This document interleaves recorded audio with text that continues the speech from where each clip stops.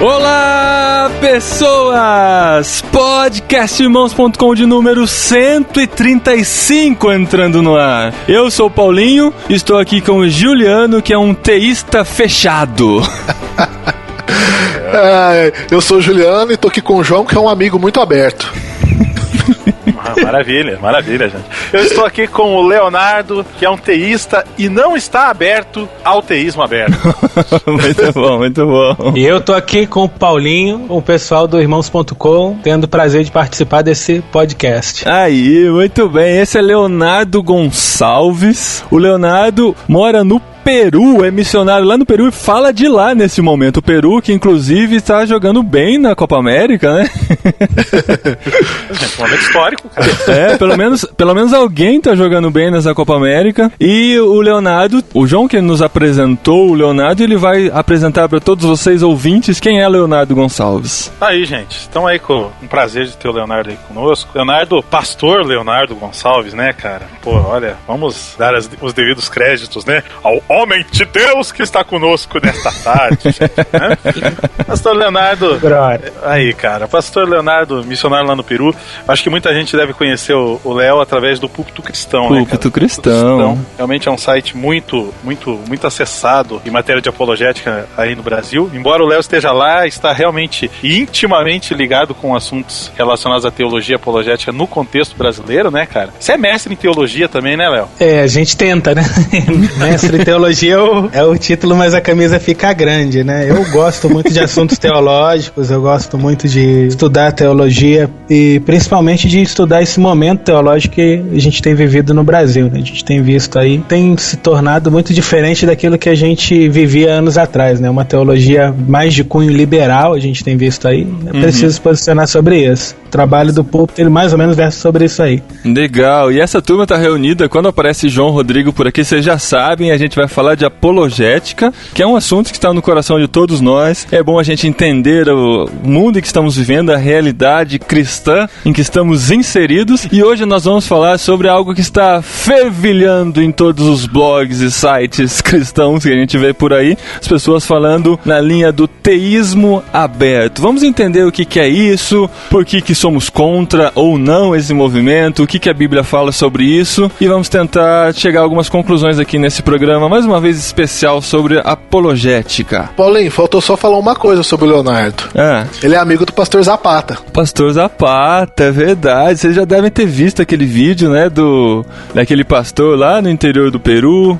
O Zapata é um amigão, né? Ele é um pastor Zapata, eu conheci ele há uns 3 anos. Ele realmente é cego, tetraplégico, é um milagre, né? Ver aquele cara pregando, ele faz culto a ar livre, ele entra dentro de um carro, de uma Belina, e coloca o microfone no peito, um alto-falante lá em cima e sai pela cidade, pelo interior de Piura pregando, pastoreia a igreja. Olha isso. Ele canta na igreja, prega, ele faz tudo. Eu gosto de visitar ele, conversar com ele, né? Ele mais sou ajudado por ele do que ele com a gente, porque ele, apesar dele ser aluno, ele é aluno do seminário da gente aqui também, estuda conosco. Que legal. Mas aprendo muito ele estuda, a esposa, ele é cego e a esposa dele, e não pode escrever, a esposa dele escreve, ele fala pra ela, vão os dois pra igreja lá pra poder estudar, ele é fera. Que legal. Eu não vou nem falar dos outros, cara, eu vou falar que eu me envergonho, né, cara? A gente se envergonha de ouvir isso aí, saber que o sujeito com tanta limitação física tem um esforço tão grande assim, né, cara? Verdade, eu também me envergonho muito, mas aprendo muito com ele, né?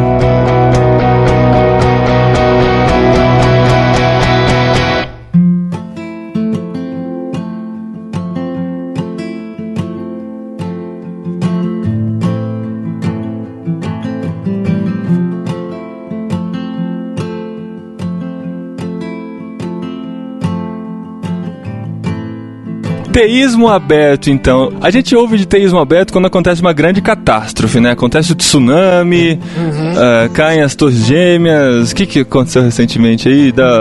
O tsunami do Japão, né, cara? O tsunami, né, no começo do ano. Sempre vem os teístas abertos com suas ideias sobre as catástrofes, sobre a presciência de Deus. Então vamos entender um pouquinho hoje o que é o teísmo aberto. João? Em linhas bastante simples, né? Teísmo aberto significa exatamente isso, que o futuro está aberto certo diante dos olhos de Deus. Ou seja, as coisas que virão ainda a acontecer, elas não fazem parte do prévio conhecimento de Deus a respeito desses fatos que realmente irão acontecer. Segundo eles, Deus só conhece o que existe, né? O futuro não existe, então nem Deus conhece. Pois existe uma diferença aí em matéria de tempo, né? O entendimento a respeito do tempo é uma coisa muito humana, né, cara? Porque nós estamos realmente preso no Cronos, né? E Deus está no Kairos, né, cara? Deus está além do Cronos nosso, do tempo cronológico nosso. Deus está no ontem, está no hoje, está no amanhã. É o que eu absolutamente entendo quando nós estamos realmente falando a respeito de atributo divino, da onisciência de Deus, tá?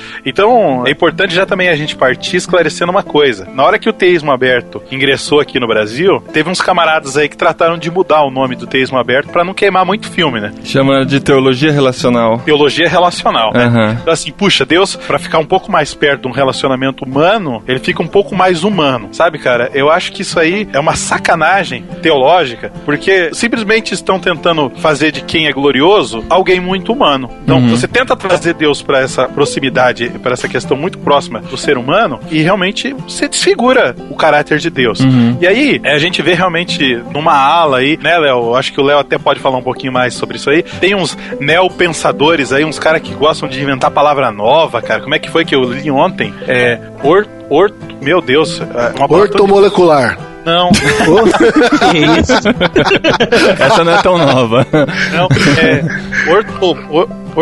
ortoxolatria, cara. Falando que aqueles que gostam de idolatram o orto. Que idolatram as coisas ortodoxas, né? Ortodoxolatria. Mais ou menos por aí. Então, assim, uns neofilósofos, neoteólogos, tudo aí, que inventaram um neo-deus, né, cara? Essa questão de aproximar Deus da humanidade, o risco que acontece é de fazer Deus deixar de ser Deus para ser mais humano. Quando ele veio pra Terra como Jesus, ele não deixou de ser Deus, né? Ele se aproximou da humanidade como humano, mas não deixou de ser Deus, né? Verdade. O que eu vejo do teísmo aberto, pelo menos de quando ele começou a ficar popular, né, nos Estados Unidos, é que ele é uma tentativa, ele foi uma tentativa de apresentar Deus pro homem moderno, né? E de que maneira eles fizeram isso, né? Os primeiros que promoveram esse teísmo aberto. Eles viram que o Deus da Bíblia, o Deus evangélico, pros olhos das pessoas, né, ele é muito mandão, sei lá, quer governar tudo sozinho. E isso é uma grande ofensa ao conceito da autonomia humana, né? Essa era a conclusão deles. Aí os caras chegam à conclusão de que para apresentar Deus ao pessoal, né, os homens de hoje, é preciso tirar aquela imagem ruim, entre aspas, de soberano do universo, do Deus que faz tudo sozinho. E em síntese é isso aí. Só que eles fazem isso não dessa maneira, grosso modo, né, da tosqueira que a gente está apresentando aqui. O cara que popularizou o teísmo aberto, Charles Hartshorne, ele foi buscar argumentos em correntes filosóficas que estavam na moda na época, que era a filosofia do processo. Na verdade, a origem do teísmo aberto, ela é mais filosófica que teológica. A filosofia do processo diz que Deus está em estado constante de evolução. O teísmo aberto, como disse o João Rodrigo, ele parte do pressuposto que Deus entrou na história ao criar o homem, né? E ele abriu mão de conhecer o futuro. Então ele passa por processos evolutivos. Segundo os estudiosos, até a própria teologia do processo, teísmo aberto, tem a sua origem na teologia da evolução. Então, pra gente, tudo isso está chegando como uma coisa nova, né, no Brasil, mas na verdade isso não é nada novo, isso é uma coisa bem antiga, tão antiga como a teoria da evolução também, né? Certo. Não é nada muito novo, não. Mas esse rapaz que começou essa ideia aí, como que é o nome dele? Charles Hartshorne, era um professor de Chicago, professor de teologia. Tem quanto tempo isso?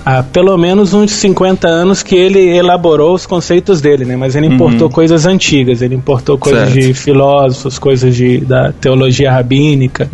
Vamos tentar entender um pouquinho, então, talvez a gente falando um pouquinho nessa parte teórica, as pessoas não estejam reconhecendo essas ideias, né? Nós vamos tentar imaginar uma catástrofe recente que aconteceu, que foi o tsunami lá no Japão. O que os teólogos, os teístas abertos disseram quando aconteceu aquilo? Uma das coisas que eu lembro é que Deus também se surpreende com catástrofes assim, né? Deus não estava esperando que aquilo acontecesse, é isso? É mais ou menos por aí, né? Deus se abriu ao futuro, então Deus não pode prever o que vai acontecer. Deus é pego de surpresa pelas catástrofes. Na verdade, o Alfa e Ômega, né? O Deus que existe, aquele que diz que sabe sabe o fim desde o princípio, ele diz, eu sei o fim desde o princípio e anuncio as coisas que estão por vir. A Bíblia diz claramente isso. Então esse Deus não existe para os caras, né? O que existe é um Deus que, por amar tanto, digamos assim, entrou no mundo, entrou no tempo e abriu mão de saber do futuro para se relacionar com a gente. Eu tenho certeza, né? Não tem necessidade de Deus abrir mão do futuro para se relacionar comigo. Eu me sinto muito mais confortável, Paulinho, em saber que Deus conhece o futuro, que Deus conhece meus dias, que Deus está vendo o que pode acontecer lá na frente e na sua providência ele vai cuidando de nós. Em lugar de me dar um Deus que se relaciona comigo em amor, o Deus do teísmo aberto ele me causa medo, porque ele não é um Deus confiável, digamos assim. Se os pressupostos da teologia do teísmo aberto são verdade, não tem como eu confiar nesse Deus, que ele tem o melhor para minha vida, de que o meu futuro está nas mãos dele. Até as profecias da Bíblia, elas são minadas. Como é que eu posso interpretar, por exemplo, o Apocalipse da perspectiva do teísmo aberto? Não tem garantia nenhuma que Deus vai vencer no final, que Deus vai triunfar sobre o mal. Na verdade, Deus do teísmo aberto, ele não sabe o que vai acontecer. No máximo, ele tem um bom palpite de que aquilo vai acontecer, mas ele não tem como saber. Tudo tem que cooperar, o universo tem que cooperar para aquilo acontecer realmente, né? Pois é. O próprio Apocalipse se torna algo assim, que não tem noção, porque é uma visão do futuro. Mas se nem Deus tem essa visão do futuro, como é que alguém poderia ter tido? Isso, exatamente. Exatamente. E é um Deus assim, tão fraco que se ele bobear é perigoso. O próximo tsunami ele morre afogado, né, cara? Se ele não souber onde fazer, de repente o que ele tá fazendo aí, ó. Morre afogado. Uma das coisas assim que me irrita demais nessa, como eu falo da outra teologia lá, dessa capetologia, né? Porque de Deus não tem nada, é que fere todos os princípios que são de Deus. Um deles é a onipresença. A gente tava falando de tempo, eu entendo que a onipresença de Deus não é só espacial, ela é temporal também. Deus não tá presente só em todos os lugares, mas ele tá presente em todos os lugares, em todos os tempos. É, que ele não tá preso ao tempo, né? Ele não tá preso ao tempo. Então, não tem ontem e hoje pra Deus. Ele sabe esse conceito porque foi ele que criou, mas pra ele não afeta. Deus não faz aniversário, né, cara? Ué. Não, eu sei, mas peraí, deixa eu só entender melhor esse conceito do Juliano. Deus não tá preso ao tempo, mas existe o nosso presente pra Deus existe, né? Aquela ideia de viagem ao tempo e tal, vamos voltar e mudar o passado, não é possível mais. Não é isso a questão. Eu falo assim, Deus criou o tempo, Deus sabe o que é o tempo, mas ele não tá limitado ao tempo. Então, Deus preenche todos os espaços em todos os instantes. Desde a fundação do mundo até quando o mundo tiver a volta de Jesus, Deus já está presente em todos os lugares e em todos esses tempos. Olha só o negócio. Porque Deus não faz viagem de tempo pra ver o que vai ter no futuro e pra voltar aqui pro passado. Ele já tá, ele ocupa tudo. Ele ocupa agora, ele ocupa o daqui uma hora, ele ocupa uma hora atrás, ele ocupa tudo. O louco é difícil a gente entender isso com a nossa mente limitada, né? Mas aí que tá um negócio, Paulinho. Olha só. Quando eu tava estudando sobre o assunto aí, realmente eu vi algumas opiniões e eu falei, cara, é um erro crasso o que estão fazendo. Concorda comigo que o teísmo aberto é uma consequência do liberalismo teológico também, correto, Léo? Correto. Uma consequência do liberalismo teológico acabou sendo o próprio teísmo aberto, né? Então, assim, é interessante ver os defensores do teísmo aberto falando sobre isso, porque, camarada, assim, eles tratam das questões clássicas dentro da teologia até de um modo meio escrachado, assim, sabe? Puxa, né? Quando vamos falar de soberania divina, cara, quando vamos falar a respeito de conhecimento de Deus, a respeito do futuro, os camaradas tecem uns comentários assim toscos que realmente chegam à beira do ridículo. Tava vendo um desses neopensadores, né? Falando a respeito da questão de soberania divina, falando a respeito de teísmo aberto, quando ele estava falando a respeito da questão da onipresença de Deus, sabe? Que ele falava assim, puxa, mas o futuro é um lugar, então, para Deus estar presente lá? Cara, Deus é soberano acima de todas as coisas. Aí o sujeito tenta, porque ele está infectado pelo teísmo aberto, ele está tentando humanizar tanto a Deus, que ele enquadra Deus como se fosse um ser humano, e ele fala assim, puxa, mas então o futuro precisa ser um lugar específico para que Deus possa estar habitando no futuro. Não, eu não acredito num Deus assim. Ele rebaixa Deus a um nível tão humano que ele não consegue entender, cara, sabe, apesar dos seus títulos, tamanhos, né, sujeito que é filósofo, teólogo, cheio de medalhas e de honras, mas que se tornou um ignorante em matéria de Deus, em matéria do entendimento a respeito de Deus, que está exposto dentro da própria Bíblia, de que realmente Deus, ele está relacionado sim com a humanidade, mas que ele transcende a ela, sabe? Por mais que ele esteja em estado de presença diante da humanidade, em estado de relacionamento realmente com o ser humano, mas ele está transcendente àquilo que nós podemos contemplar com os nossos olhos e até o limite do nosso pensamento. Deus está muito além disso, cara. Eu acho que o maior problema dessas pessoas é não admitir que existem coisas que a nossa mente não consegue atingir, né? E aí você tem que fazer essa adaptação. Exatamente. Mas isso é um trauma para um filósofo. Porque o filósofo quer estudar todo o pensamento, quer entender tudo. Isso é um trauma para eles. Mas como assim eu não entendo? A questão do teísmo aberto, ela não é difícil para ela ser compreendida. O cara não precisa ser filósofo. Até a gente podia falar aqui sobre os problemas do teísmo aberto. A gente podia falar que ele propõe um Deus que ele não é absoluto, ele é um Deus finito. Tudo que é finito é criatura, não é Deus. Ele é contingente. Não é? Então a gente podia falar de filosofia, de tantas coisas, mas você não precisa de nada disso. Você precisa crer na Bíblia. Se você crê na Bíblia, que ela é a palavra de Deus e no que está escrito ali, se aquilo é verdade, então não dá para eu acreditar num Deus que não sabe o que vai acontecer amanhã. A Bíblia diz claramente isso. Deus sabe o que vai acontecer amanhã, Deus sabe o que vai acontecer no final, Deus conhece todos os eventos. Então o cara ele tem que escolher se ele quer ser bíblico ou se ele quer ser um filósofo do processo, né? Filosofar sobre o teísmo aberto, porque se você olha para a Bíblia, não existe essa hipótese, não existe um Deus que não conhece o futuro. Mas esses teólogos, eles dizem, então, assim, eles não admitem que não creem na Bíblia completamente, né?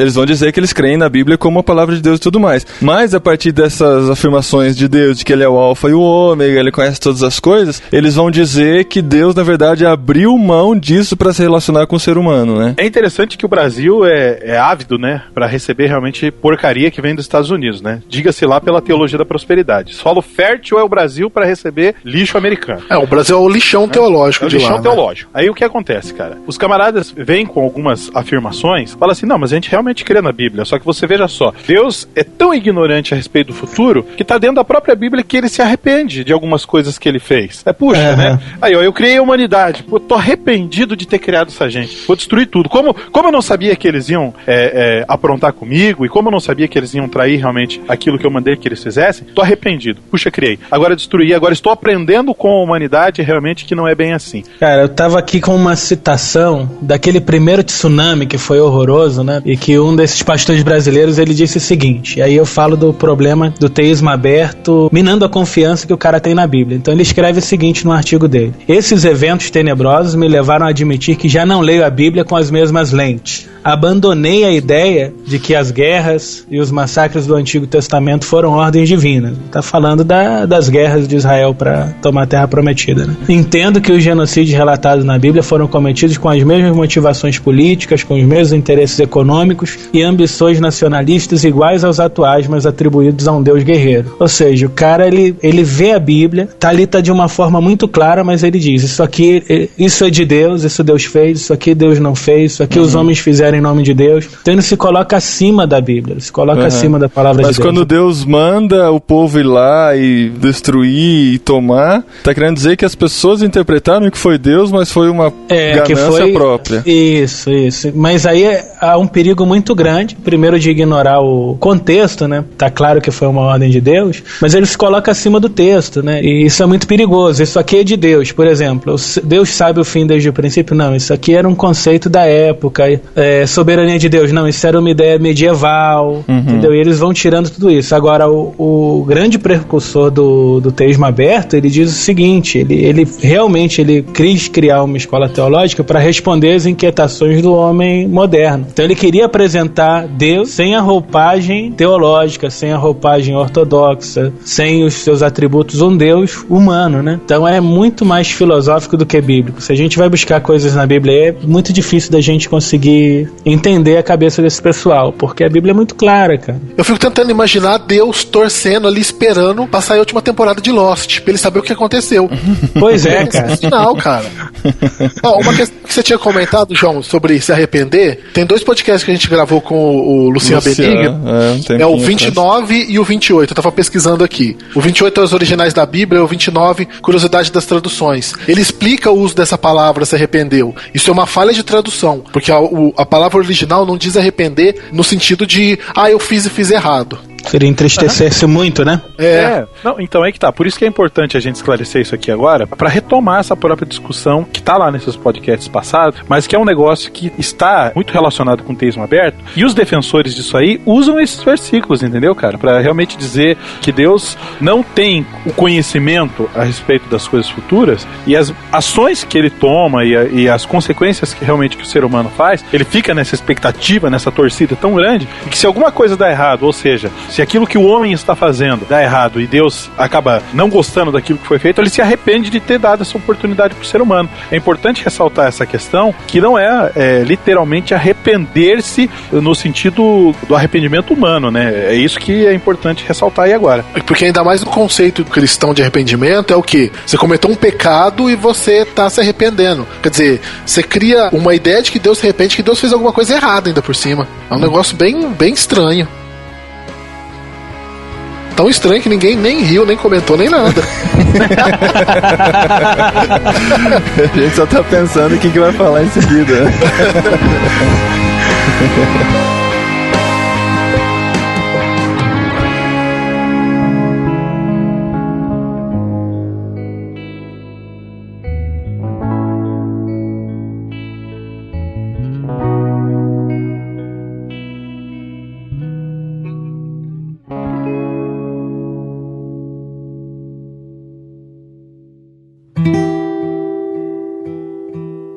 A gente gravou um tempo atrás, faz um tempinho já, sobre a teologia da prosperidade. Eu percebo assim que a teologia da prosperidade e o teísmo aberto são duas heresias de pontas extremas. São as duas pontas das heresias no sentido assim, uma é o contrário da outra, né? Por quê? Uma é o Deus que te dá tudo, deixa eu ver se eu entendi, né? Até o que ele não promete, ele vai te dando. E o outro é um Deus de um universo deísta, né? Porque o teísmo aberto, ele é meio que um deísmo.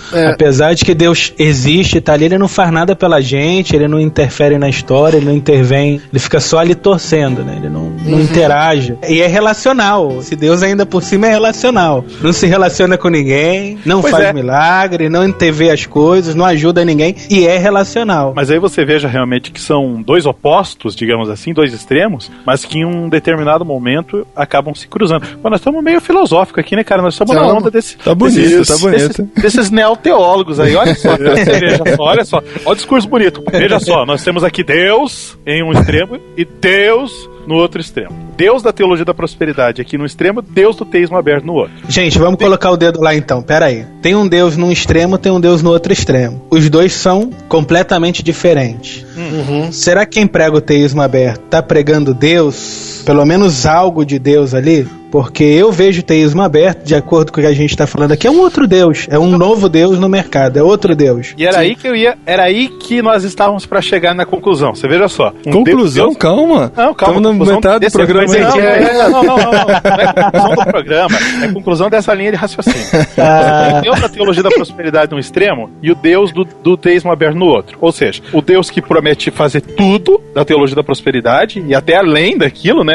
É isso que os hereges pegam na Bíblia e distorcem e chegam nesse ponto de conclusão. E o Deus que realmente está torcendo para que as coisas que os seres humanos estão fazendo sejam corretas, para que ele fique feliz e descubra realmente se aquilo que ele deixou fazer rolou e deu tudo certo. Só que em um determinado momento, a ideia desses deuses, que pra mim não tem nada a ver com a Bíblia, né? Não sei que tipo de Deus que é esse aí que essa gente tá adorando, eles se cruzam no seguinte sentido, de que realmente o ser humano é capaz de moldar esses deuses, o da teologia da prosperidade ou do teísmo aberto, segundo o seu próprio interesse. Porque o Deus da teologia da prosperidade é um fanfarrão que gosta de realmente ficar esbanjando as coisas na mão da gente, desde que a gente mova o braço de Deus em favor a isso, né? Olha, é a oferta que você vai fazer que vai mover o braço de Deus ao teu favor. E é muito forte, meu irmão. E o outro é o da carioca e tudo, né? E o outro, cara, tô indo muito pro Rio de Janeiro, cara. Você tá incorporando esse Deus aí, hein? Cara. E o outro é do teísmo aberto, que deixa realmente as escolhas na nossa mão para que a gente possa moldar isso e chegar na conclusão realmente que ele gosta. Ou seja, ambos são deuses bunda mole, com o perdão da palavra, cara, que não vai editar isso aí, hein, cara. São deuses bunda mole, cara. Esse Deus é muito frouxo, cara, sabe? Bruce Warren falou, eu acho interessante quando ele fala assim, esse Deus é limitado demais, cara, sabe? Ele fica esperando, ele deixa o ser humano na posição de Deus e ele na posição do ser humano. Ele fica... É forgado. Cara, ele fica na expectativa de que nós possamos fazer as coisas certas para que ele fique satisfeito. O que é isso, cara? Agora eu queria entender por que essa linha teológica está assumindo proporções tão grandes no Brasil hoje. O que o Brasil atrai para chegar a essa discussão e por que as mentes estão caminhando para esse lado de tentar entender Deus dessa maneira? Eu acho que eu vejo a popularidade do teísmo aberto também nos caras que estão promovendo ele. Por quê? Em que sentido eu tô falando disso? Porque existe existe um descontentamento muito grande, apesar do sucesso das igrejas que pregam a teologia da prosperidade, tem muita gente que está saindo daí arrebentado e que está começando a ver essa teologia com tristeza mesmo, com ódio, tomando raiva da teologia da prosperidade. Pelo menos eu recebo muito e-mail de gente assim, tem livros sendo escritos sobre pessoas que foram feridas pelo neopentecostalismo e tudo isso. E no Brasil tem pelo menos uns 2 caras que falaram bastante contra a teologia da prosperidade, continuam falando, sabe? João Rodrigo e Juliano. João Rodrigo e Juliano. Tem uns caras aí que eles falam. Pode dar nome aos bois ou não pode? Vamos lá. O risco é todo seu, ó. O risco é meu? Eu tô no peru mesmo. Bom, é de René e Ricardo Gondim. Esses caras, eles têm um posicionamento interessante, verdadeiro, correto contra a teologia da prosperidade, entendeu? Eles falam mesmo. Bom, algumas vezes dão nomes mesmo às falcatruas que estão por aí. E principalmente a juventude que tá cansada disso, eles veem neles um ícone, né? Vê nesses homens aquelas pessoas que estão se opondo a tudo isso, estão lutando contra o sistema, que é a palavrinha que eles gostam de usar desde quando saiu o filme Matrix, né? Só que não tem a madurez para discernir. Há uma outra corrente teológica sendo pregada e ensinada por essas pessoas que é tão nociva quanto a teologia da prosperidade. Na verdade, quem sai do neopentecostalismo e vê um discurso de um cara pregando contra o neopentecostalismo fala, isso é verdade, eu vivi isso aí naquela igreja que eu frequentava. Então ele vai seguir aquele cara. Só que ele não tem a maturidade, né? Tô metendo um portunhol aqui, pra poder olhar na Bíblia e reconhecer que ele tá entrando numa outra heresia, entendeu? Então eles vão de um extremo ao outro. Eu acho que a popularidade do teísmo aberto no meio evangélico, ela se deve também à popularidade desses 2 pensadores e à aversão que está se criando nas novas gerações contra o neopentecostalismo. Então o pessoal vai de um extremo ao outro, muito fácil, sem discernir onde está entrando. Teísmo aberto e teologia da prosperidade são 2 extremos terríveis. Um está num extremo, o outro está no outro extremo, mas são 2 heresias terríveis. São 2 deuses muito diferentes do Deus bíblico, entendeu? Então o cara adorava o Jesus, né? O deuso, o Mamon, e agora vai adorar o Deus frangalho, o Deus que não faz nada pra ninguém. Esse Deus aí parece aqueles deuses lá naquela batalha de Elias, né? Que mandou chamar todos os deuses lá e que Elias ainda falou, continua chamando, de repente ele tá no banheiro. Tá no banheiro. Pois é. O Deus do teísmo aberto, ele não ia mandar fogo no holocausto, não ia ter churrasco pra ninguém, ia ou não ia? Não ia ter. Não ia ter, não. O cara não se mete.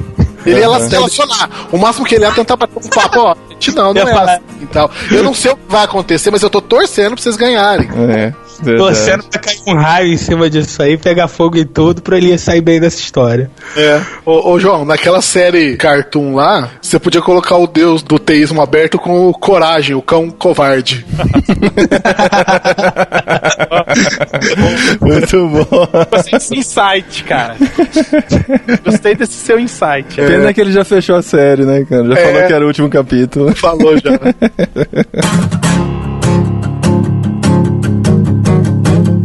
Então vamos fazer uma pausa aqui, né, pra gente retomar a nossa mente, que já foi longe já, mas tá bem legal, tô gostando da discussão. Mas nós vamos fazer uma dica de uma leitura aqui da editora Agnus, que o João conhece muito bem, que é o livro Os Fundamentos do R.A. Torrey. Eu já dei uma olhada aqui no site, né, eu não conheço o livro ainda, mas ele tem 712 páginas e pesa 1 quilo. Essa é uma leitura de peso, hein, João? Vai tapar, cara, entendeu? Os camaradas que estão acostumados a beber leitinho aí, ó, vamos engrossar o estômago aí, cara. Vamos comer feijoada, cara. Comida sólida, Sólida, cara. Olha só, os fundamentos fazendo menção aqui do próprio prefácio, porque, desculpem, eu tenho o privilégio de estar com o livro na mão. Tá? Não é pra qualquer um. Cara, sabe? Prefácio edição brasileira. Olha só a entrada, cara. Os fundamentos é uma famosa coletânea teológica de perfil apologético que foi originalmente publicada nos Estados Unidos em 1909.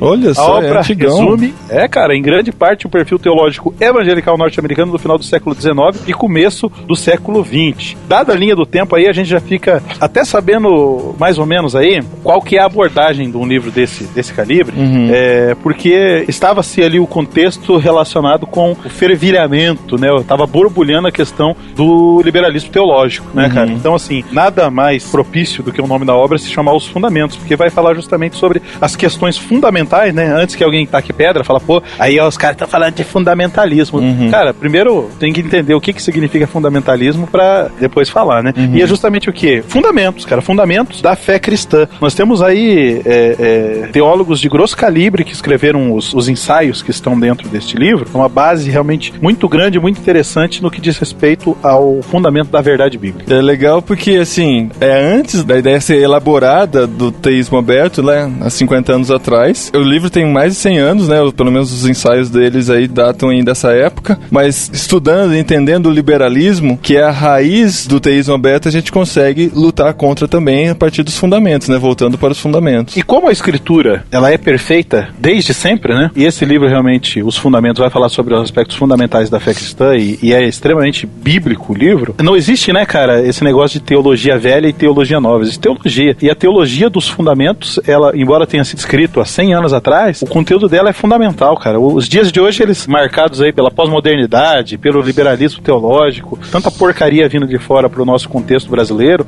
uma obra dessa aqui não pode faltar aí na mão dos nossos gloriosos irmãos cristãos do Brasil, para que tenha um bom fundamento bíblico teológico em mãos. Então você que não tem esse privilégio ainda do João, de ter aí nas mãos o livro Os Fundamentos, é muito fácil ter. É só clicar no banner aí, ir direto pro site da Agnus e adquirir lá. Você recebe aí muito fácil na sua casa e chega até no Peru se quiser, viu? Manda aqui também? Vou lá agora, vou lá. Vou acessar, vou clicar. Me convenceu. Olha só.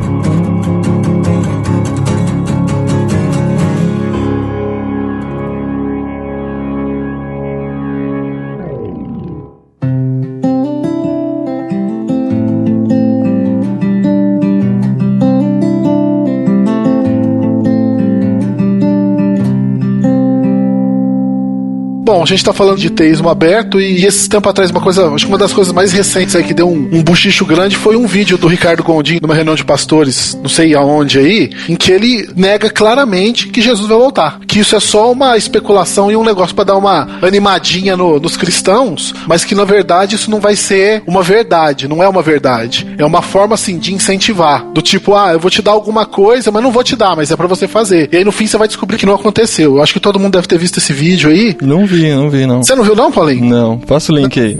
Vai no Ponto Cristão. Vai no Ponto Cristão. Vou mandar o link. Ponto Cristão, vamos lá. Ele fala claramente isso. Ele fala claramente. Não é entre linhas, não. Não, queria até assim. Não é entre linhas. Eu tô levantando isso pra gente poder pegar isso como um ponto de gancho, pra gente poder falar, o que essas pessoas têm falado, não só o Gondim, mas outros aí que são de expressão, têm falado no Brasil sobre isso, e como é que a gente pode se vacinar com relação a isso? Porque tem teólogo dessa trupe aí que é enrustido. Cara, ele fala que não é, dá uma volta, e ele fala assim, não foi bem isso que eu falei. Então, esse é o problema. Os caras são lisos igual que aba. Não admitem, cara, isso que mais incomoda, né? Eles não vão falar, não, eu sou um teísta aberto. Como que a gente identifica assim? Como é que a gente pode estar caindo na lábia do diabo através desse povo aí? O Paulinho que não viu o vídeo, né? Olha, no vídeo o senhor Ricardo Gondim, ele diz claramente que a vinda de Jesus, o retorno de Jesus, ele não é uma verdade absoluta, não é algo que tem que acontecer, tem que se cumprir na história, mas que a vinda de Jesus, ela serve como horizonte utópico. Foi essa palavra que ele usou. É uma utopia, é uma coisa que está lá na frente, igual você olhar a linha do horizonte, você vai perseguindo e nunca alcança, só que à medida que você avança, você vai se tornando uma pessoa melhor. Então a vinda de Jesus, na verdade, é você evoluir, é você se tornar uma boa pessoa, é você se tornar um melhor cidadão, é você revolucionar o mundo com as suas ideias, mas esquece essa história de que Jesus vai voltar, porque ele não vai voltar, não. Entendi. Então é muito complicado, né? Porque é uma mentira. Na verdade, disse assim, né? Jesus mentiu pra gente, galera. Jesus disse que vai voltar, mas é só pra vocês se manterem trabalhando, vamos revolucionar o mundo, mas ele não volta coisa nenhuma. Aí ele já transitou, né? Entre o teísmo aberto e a teologia da esperança, né? O teísmo aberto, ele vem a ser a teologia dos novos teístas, e a teologia da esperança é a escatologia do teísmo aberto, ela é decorrente dele. Agora, como esse vídeo, né? Esse vídeo tá claro. Nele tá claro a falha teológica, o erro crasso teológico. Mas tem muitos outros aí que vêm falando ideias do teísmo aberto, defendendo, só que entre linhas, com outro nome, como a gente falou, com teologia do processo, teologia relacional. E acho que a gente precisa saber como identificar esse pensamento. Eu vou ler um trecho, então, aqui de um texto, e aí você me diz aí, diante do que a gente falou, se tem teísmo aberto aqui no meio dessa parada ou se não tem, tá bom? Ótimo. Tá. Vou falar o autor não, vou ler o texto primeiro. Tá.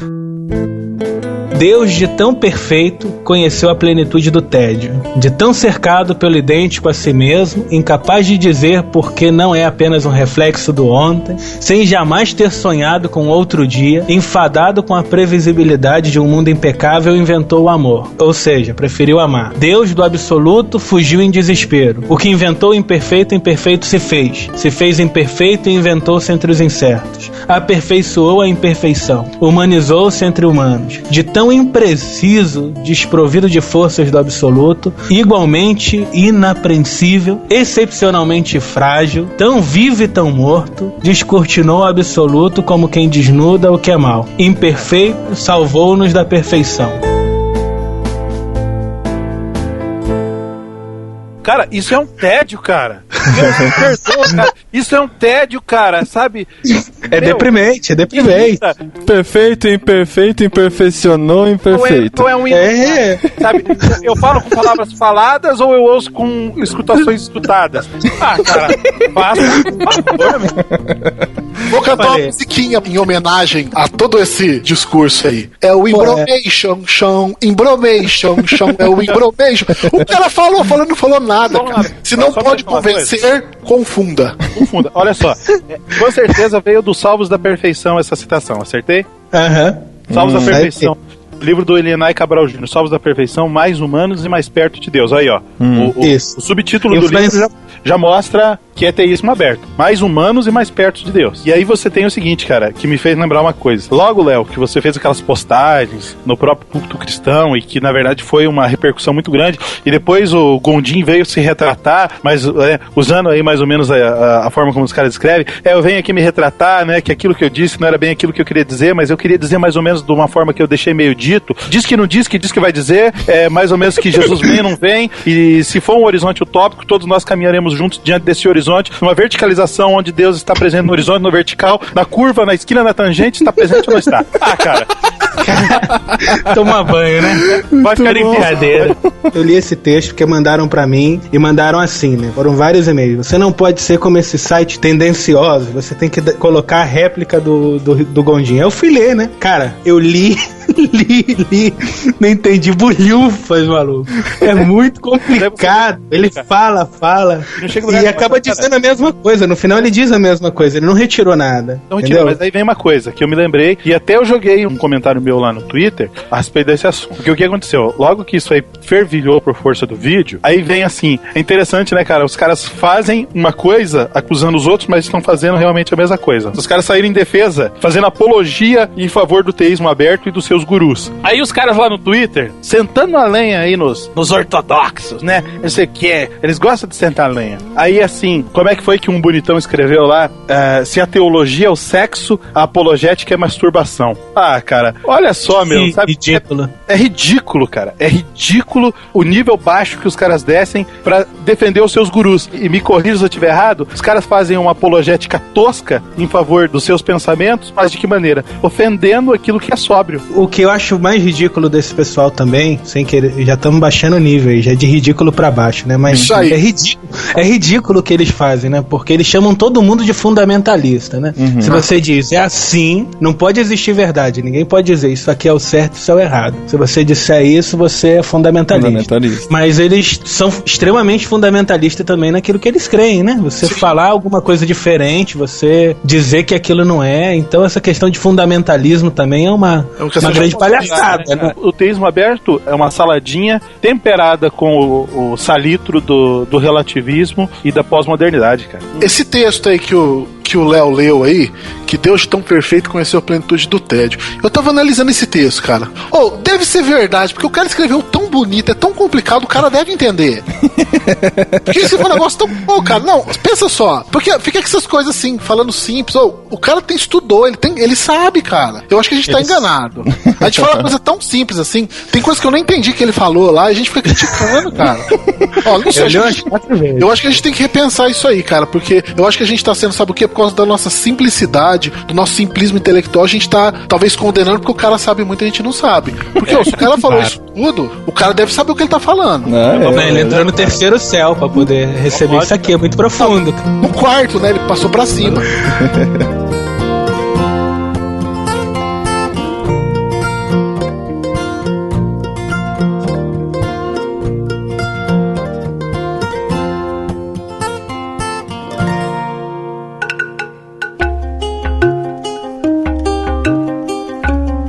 A gente falou desses dois deuses aí, que são um em cada ponto, e na verdade são deuses que estão fora da Bíblia. Esses estão fora da Bíblia não existem, né? São deuses com letra minúscula. Isso. Agora, qual é o Deus da Bíblia, então? Onde ele se coloca no meio de tudo isso? Vamos tentar entender pra gente concluir essa conversa aqui de uma maneira esperançosa, né? Não só criticando, mas mostrando que realmente a Bíblia diz sobre isso. Qual é esse Deus da Bíblia, João? O Deus da Bíblia, que é o Deus que eu acredito e que absolutamente tenho plena convicção de que conhece absolutamente todas as coisas, tudo está patente aos seus olhos, ao seu controle e ao seu conhecimento. Isaías 46, 9, 10 fala um resumo sobre esse Deus. Eu sou Deus e não há outro. Eu sou Deus e não há outro semelhante a mim.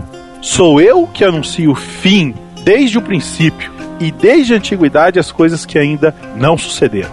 Sou eu que digo, o meu conselho subsistirá e realizarei toda a minha vontade.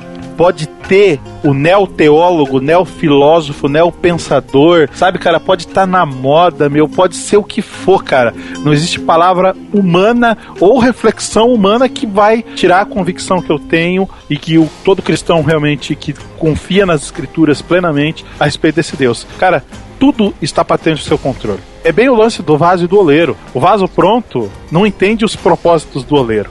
E nós, realmente, como seres humanos criados, nós não vamos nunca conseguir compreender ou sequer chegar perto de uma compreensão dos caminhos de Deus. Os caminhos de Deus estão muito além, realmente, dos nossos caminhos. O seu pensamento, a sua vontade, o seu querer está muito além da nossa própria imaginação. Agora, sim, é uma questão pura e clara de ter a convicção e crença de que realmente Deus é soberano. Essa questão da soberania divina é um negócio que eu tenho insistido muito com os alunos aqui na igreja a respeito disso. E as pessoas têm realmente entendido cada vez mais essa questão de que nós precisamos confiar plena e totalmente em Deus, independente das circunstâncias, independente do que está acontecendo, e nós não sabemos o que vai realmente acontecer amanhã ou daqui a 5 minutos, mas é a fé que nos move realmente em Deus, saber que essas coisas que vão acontecer daqui a 5 minutos, amanhã ou daqui a 50 anos, estão realmente no conhecimento de Deus e que Ele nos guiará nessa vereda debaixo da sua poderosa mão. Eu acredito nesse Deus soberano e poderoso, e todo-poderoso, onisciente, onipresente, e que não depende de uma humanização e que não depende, né, de trazermos ele pra essa coisa assim um pouco mais humana. Isso é conto da carochinha, isso aí é Alice no País das Maravilhas, sabe, cara? De ter essa necessidade de trazer ele pra tão pertinho da gente e fazer ele um tchucu-tchucu mimadinho que realmente não conhece as coisas do amanhã. Menos Deus, né, e mais humano. Menos Deus, mais humano. Negativo, cara. Deus é soberano e absoluto. Conversando sobre isso, o que mais me impressiona é que, assim, a Bíblia não fala sobre a soberania de Deus em 1 ou 2 versículos. É a Bíblia toda falando sobre isso, né? A gente lembra vem muitos versículos à mente, muitos trechos, Deus cada vez mais confirmando isso, a soberania dele, o conhecimento de todas as coisas que ele tem, né? E é tão difícil encaixar essa teologia à luz da Bíblia, né? Que é até complicado entender por que as pessoas creem nisso mesmo. E tá aí um cara, aí, sem ficar puxando o saco, né? Só porque ele tá aqui com a gente, mas o Leonardo realmente é um camarada que tem labutado nessa frente, porque o que a gente vê por aí, cara, de conceito errado a respeito de Deus e essas coisas tão turvas, e eu tenho visto realmente que ele e algumas outras pessoas aí dentro da internet, e que os neopensadores têm esculachado por aí, falando, esses blogs, esses sites apologéticos, né, os guardiões da verdade, verdade, né, os donos da verdade. Negativo, cara, sabe? Eu gosto quando eu vejo essas coisas acontecendo por aí, porque eu acho que essa gente tá se incomodando, entendeu? Com esse tipo de trabalho. E eu tenho visto realmente o Leonardo defendendo nos seus textos essa questão de que a soberania de Deus é um negócio absoluto, cara, é bíblico, entendeu? Olha, não dá pra gente não defender a soberania de Deus. Não são só as razões bíblicas, você apresentou as razões bíblicas aí, elas são muito importantes, mas eu acho, né, e a própria história, o ministério que eu venho exercendo, depende da soberania de Deus, cara. Imagina se não fosse Deus cuidando da gente em todo momento, aqui no Peru, ou em outros lugares onde a gente já teve. A gente tem visto o cuidado de Deus em cada detalhe, cara, em cada coisa mínima, sabe? Não quero fazer aquele discurso religioso, não, mas a gente agora tá construindo um colégio, você sem pedir, você vê os recursos, você vê Deus cuidando ali de você, né? Soberania de Deus é o que dá confiança pra gente poder servir a Ele. Eu não creria, não tem como eu crer num Deus que não seja soberano, cara. Não tem como eu entregar a minha vida na mão de alguém que não me garante nada, que não me acrescenta nada, que não me dá uma promessa segura. Eu pergunto sinceramente, eu queria entender o que as pessoas buscam no Deus do teísmo aberto. Eu queria entender. Mas você dizendo isso, as pessoas podem dizer, mas então você se aproxima de Deus só porque você quer alguma coisa, não porque você tem algo a oferecer, a participar, a contribuir?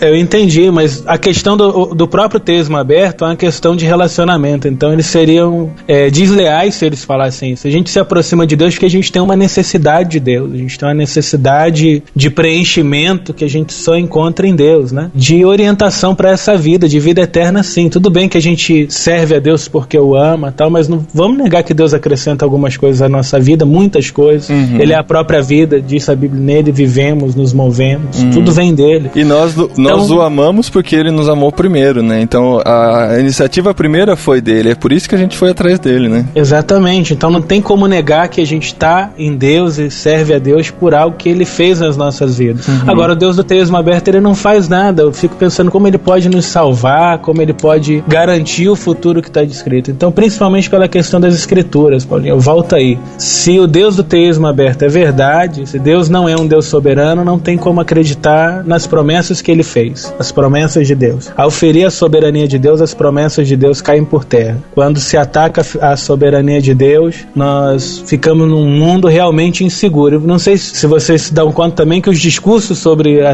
o teísmo aberto, os discursos anti-soberania, são discursos monótonos e deprimentes. Não sei se vocês já perceberam isso, são todos muito tristes. É uma tristeza muito grande. Sem esperança, né?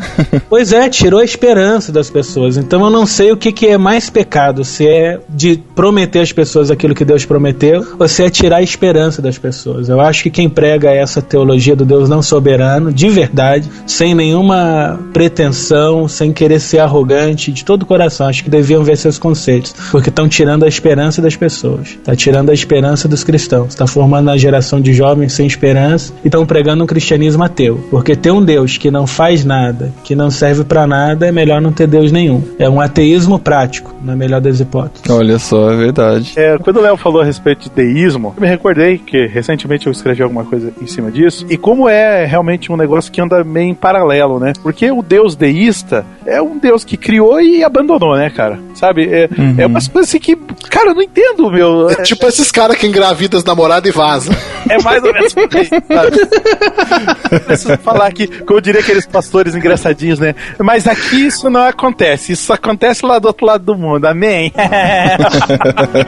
Aí, cara, eu tava estudando e escrevendo sobre deísmo e depois vendo os pressupostos do teísmo aberto, falei, realmente é um negócio muito parecido. E ambos têm essa se podemos lá chamar de virtude, né? Vou dizer esse defeito, essa característica semelhante, são co-irmãos, porque negam esse princípio básico, foi o que o Paulinho falou, né? Chovendo no molhado de novo, falou que a própria Bíblia não é 1 ou 2 versículos, mas se trata de uma guerra de versículos, cara, porque é interessante esse negócio de guerra de versículos, porque o teísta aberto vai pegar um monte de versículo descontextualizado também para tentar provar que a sua visão se adequa com a Bíblia. Mas, cara, o todo da Bíblia deixa muito claro realmente que Deus é soberano sobre todas as coisas, que Deus conhece todas as coisas e que Deus governa sobre todas as coisas. E é nesse Deus da Bíblia realmente que eu confio a minha vida e que Ele me chamou e que Ele me amou e é isso que realmente dá pra mim toda confiança e plena convicção de que Ele tá no controle de todas as coisas. Amém.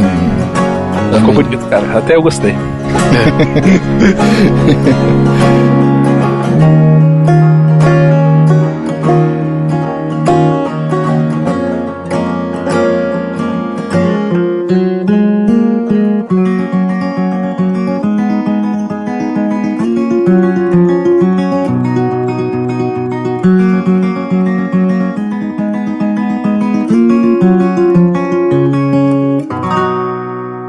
Esses sites, não sei o que das quantas, né? Guardiões da verdade, não sei o que, né? Ficam condenando porque não conseguem ver maneiras diferentes de enxergar o mesmo Deus e não sei o que, sabe? Como é que é? Opa! Que? Que isso, mano? O que foi? E Juliano? Não sou. O que foi, cara?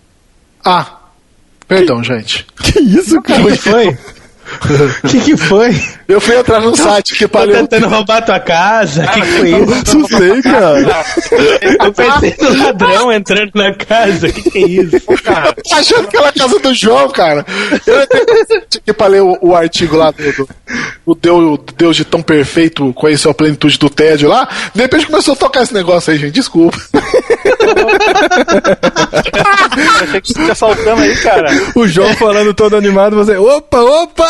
Eu falei heresia, eu tô roubando o cara. E olha só, Eu achei que só eu tava ouvindo esse barulho. Mas era só você. só você. Era só você, ninguém ouviu. Olha só. Era foi pior ainda, então. Isso vai ter que ir pro final do podcast, cara.